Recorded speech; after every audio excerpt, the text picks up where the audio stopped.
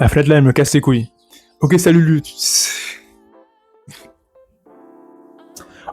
YouTube, nouvelle vidéo. Ça fait super longtemps que j'ai pas fait de vidéo, mais faut que je la fasse parce que j'ai participé à un trail en Guadeloupe de 18 km, le trail de Goyave.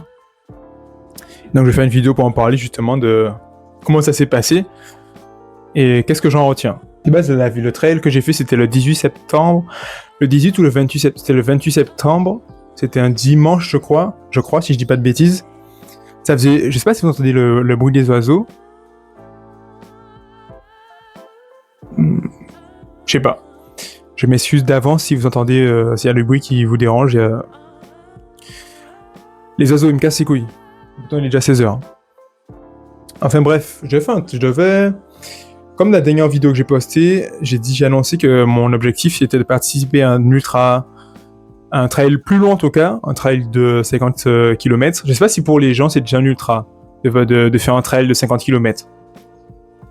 Mais j'ai entendu dans un podcast de training thérapie qu'on faisait une épreuve qu'on va considérer d'ultra, un ultra trail ou un ultra marathon, je sais pas, à partir de 6 heures d'effort. Donc, déjà, je vais vous dire, j'étais à 10 km, j'ai pas loin des 6 heures d'effort, mais vous allez comprendre pourquoi.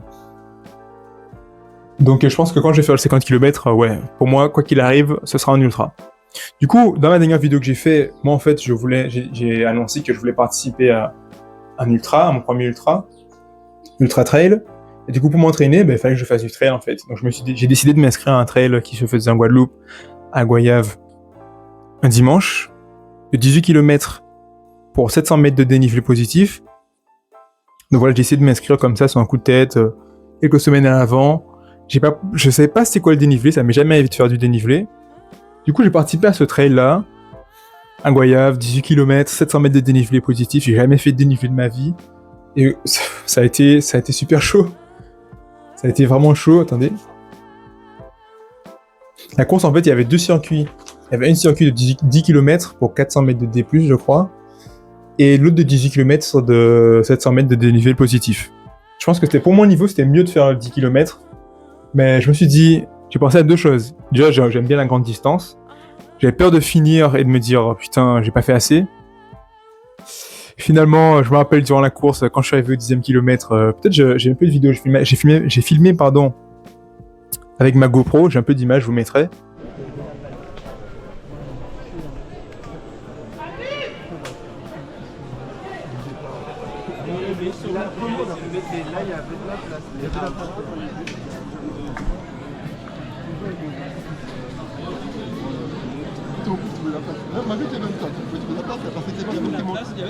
Il y a toute la place encore. Ah ouais? Ouais. Moi je suis venu avec Anto, donc il est venu derrière là. Tu verras le pick-up il est garé un peu plus bas là. Ouais d'accord, en même temps lui il vient avec un pick-up. Donc si tu veux, mais il est pas... son pick-up est ouvert aussi. Ouais. Il n'y a pas derrière pour faire quoi.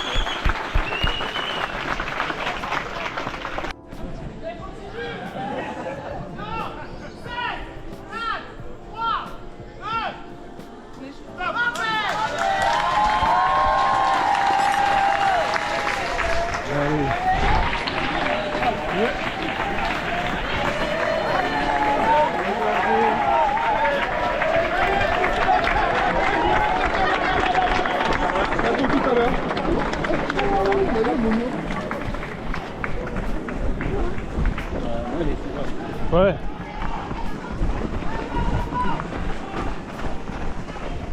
J'ai pas pu bien filmer parce que les conditions, c'était vraiment spécial, je vais revenir dessus.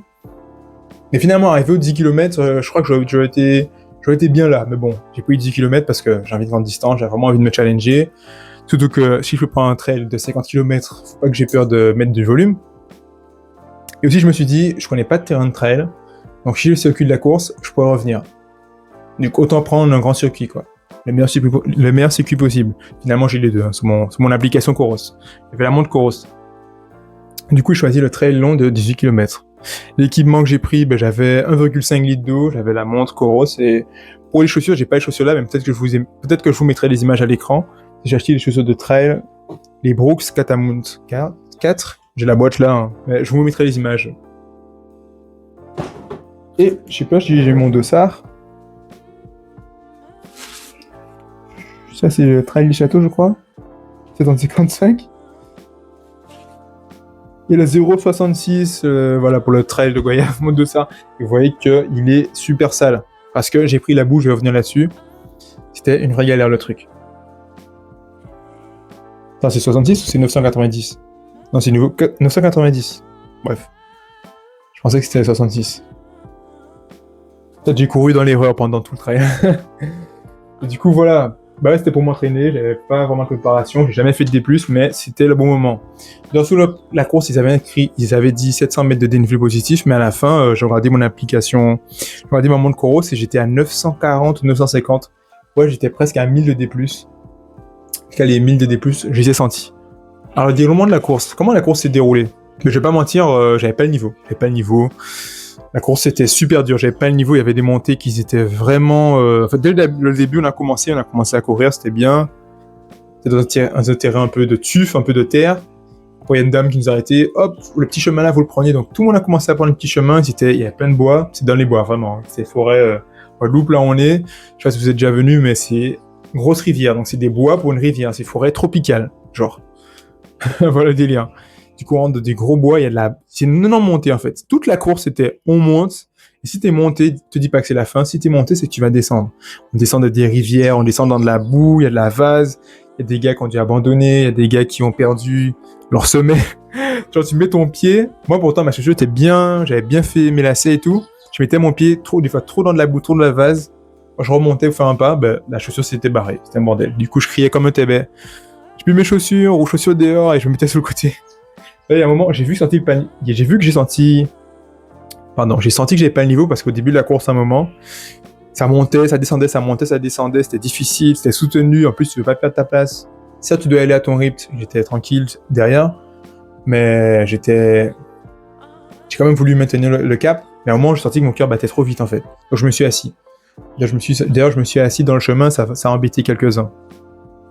Mais du coup, je me suis assis, et j'étais vraiment en détresse. Après, je me suis relevé, j'ai aspiré. Là, j'ai repris la course, il y a un monsieur qui m'a aidé, et là, j'ai repris. Et là, à partir de ce moment-là, j'ai maintenu bien. Pour entre elles, c'est pas comme la course à pied, c'est dans le commun des mortels, c'est plus normal de...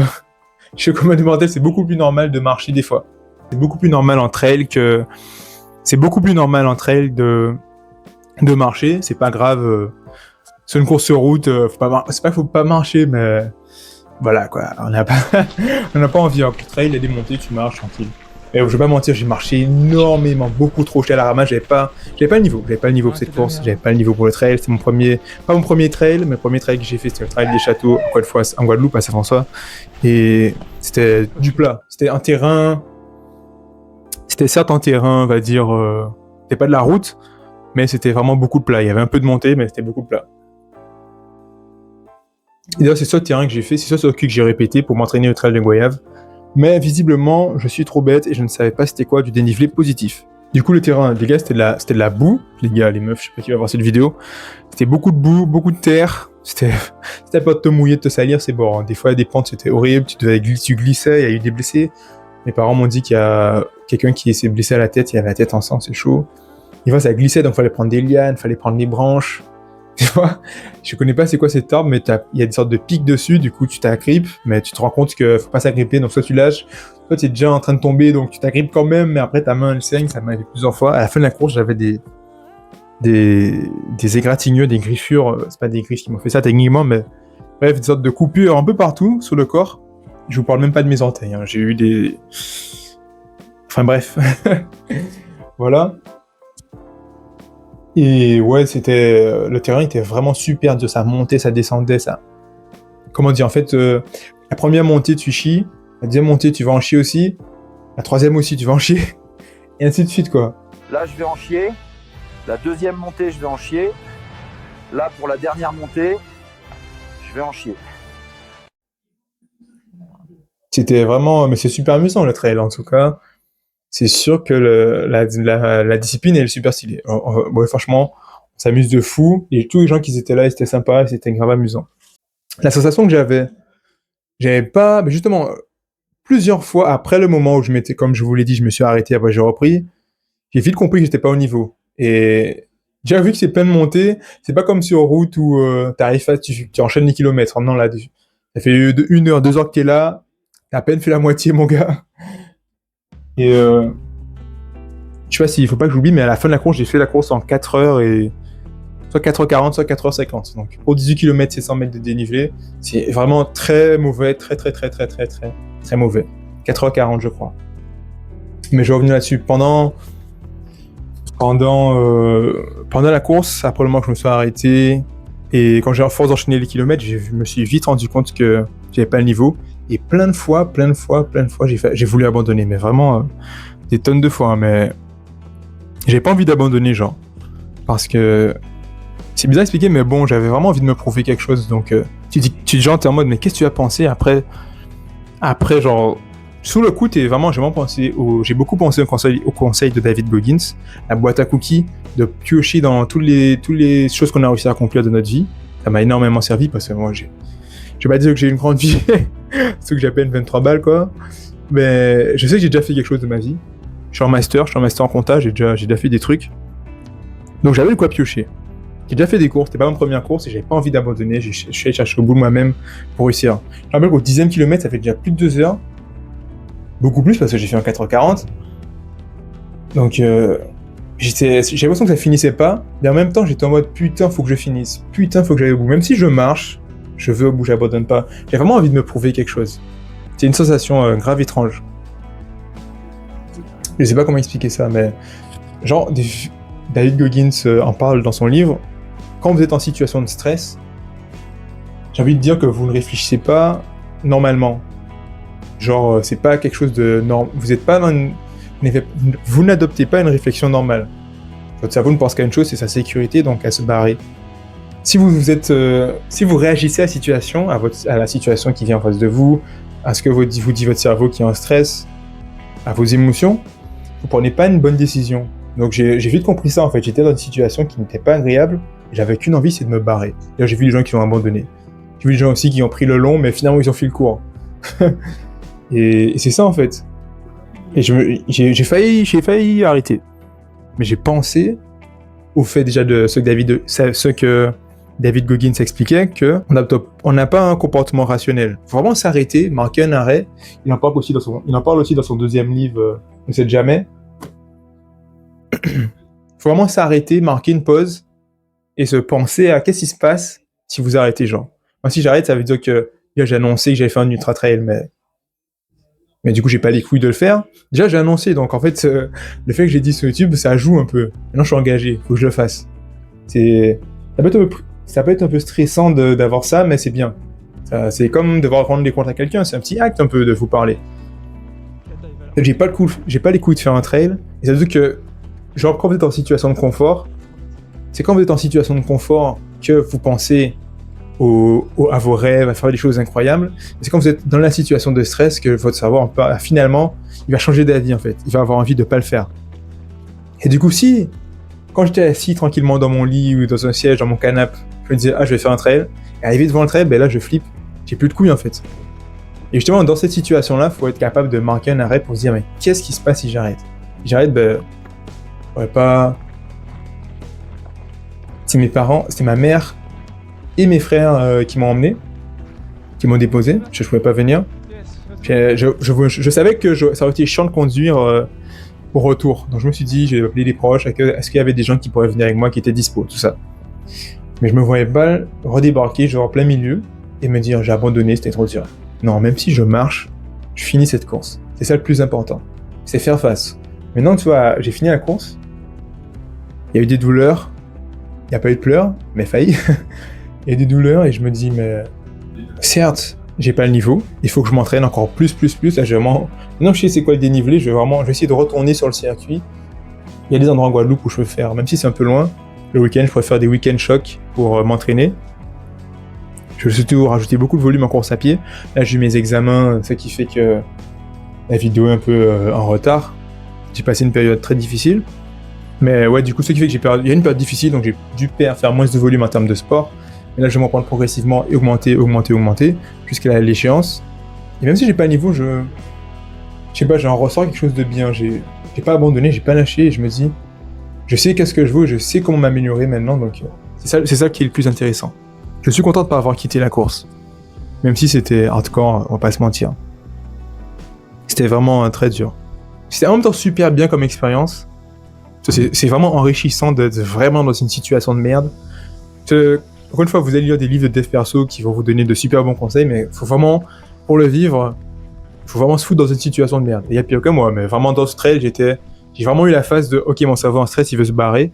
Et là, il faut que je tienne. Et ça dure longtemps, ça dure super longtemps. 4h40, c'est pas 5 heures d'effort. Ça dure super longtemps, mais j'ai beaucoup marché aussi. En plus, j'avais pas mal de fatigue accumulée. Normalement, avant, quand on fait un plan pour s'entraîner dans une course à pied, il y a des semaines d'affûtage avant pour garder notre niveau, mais pour réduire le volume, pour histoire de récupérer. Mais je pense que je me suis pas bien. Est-ce que je peux dire que je me suis pas bien affûté? Je suis arrivé assez fatigué sur la course. Mais j'en sors vraiment quelque chose de bien. Je sais pas pourquoi. Enfin, je sais pourquoi. Parce que je connais mon niveau et je sais de quoi je suis capable et je sais que j'ai quand même réussi à tenir. Mais je me demande, est-ce que je peux aller encore plus loin, genre? Et du coup, par contre, peut-être que, ouais, je fais un 50 km, mais peut-être que c'est un peu de la folie. Je sais pas.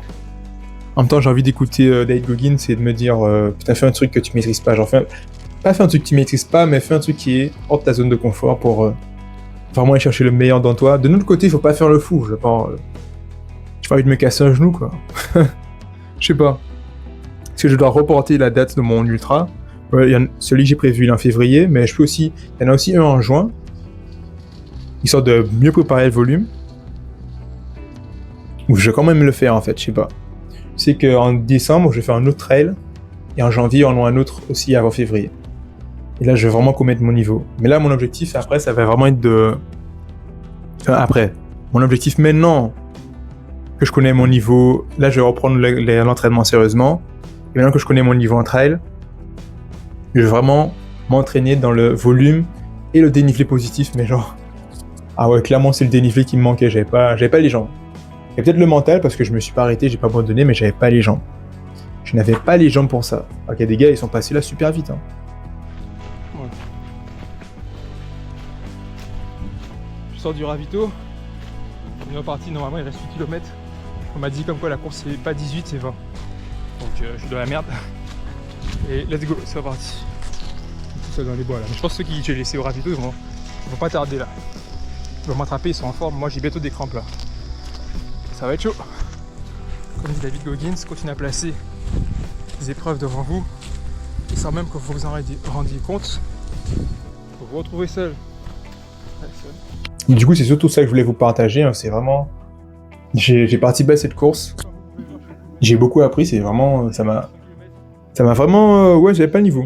Ça m'a vraiment fait un choc. Et ce coup, ça me force à revoir mon plan pour les prochains objectifs. Mais d'un autre côté, c'est un bon moyen de connaître ses limites. C'est un bon moyen de tester toutes ces choses qu'on apprend beaucoup dans... J'ai déjà fait une vieille vidéo sur la chaîne qui parlait de David Goggins. Moi, j'avais kiffé le livre. Franchement, fallait que je reparle de ça. Mais là, je suis dans le dur, je suis dans le vrai, en fait. Là, je suis vraiment allé chercher quelque chose de vrai. Je suis fier de moi. C'est ça qui est vraiment cool. Donc voilà, c'était un retour sur le trail que j'ai réalisé en septembre. Donc d'autres courses sont à venir, d'autres entraînements sont à venir. Je continue à documenter ça sur la chaîne. Je vais essayer d'être beaucoup plus productif, beaucoup plus discipliné là-dessus, pour histoire de vous montrer mes entraînements. Donc là, je vais faire beaucoup d'entraînements trail. Et je vais essayer de vous documenter ça sur la chaîne. D'autres vidéos sont à venir et j'espère que vous avez aimé cette vidéo.